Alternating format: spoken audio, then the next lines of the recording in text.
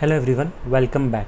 So from this video we are going to start learning CSS. So this is the first video. In this video we are going to discuss the introduction about CSS. So let's understand why it is important for us to learn CSS and how does it help. So first of all, what is CSS? So CSS stands for Cascading Style Sheets. CSS describes how HTML elements are to be displayed on screen. CSS saves a lot of work for us and it can control the layout of multiple web pages all at once. External style sheets are stored in the CSS files. So all of these points are helpful for making our HTML page look good. And in the upcoming videos, we are going to implement all the features of CSS. Now, why should we use CSS?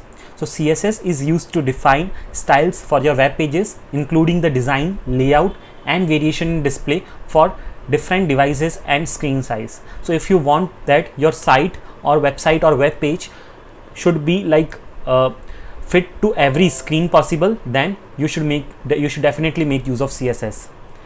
Let's move ahead and see what is the big problem that CSS has resolved. So HTML was never intended to contain the tags for formatting a web page. HTML was created to just describe the content of a web page. Like if there is a heading, then it would be displayed inside the h1 tag, then it means that it will be considered as a heading. Similarly, if there is a paragraph, it should be contained inside a p tag.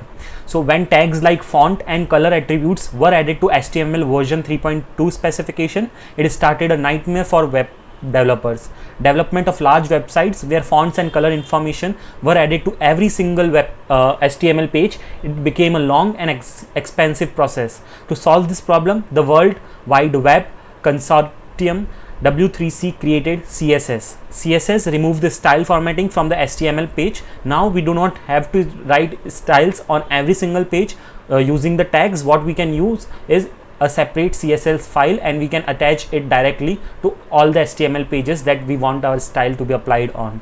So let's see how CSS has saved a lot of work.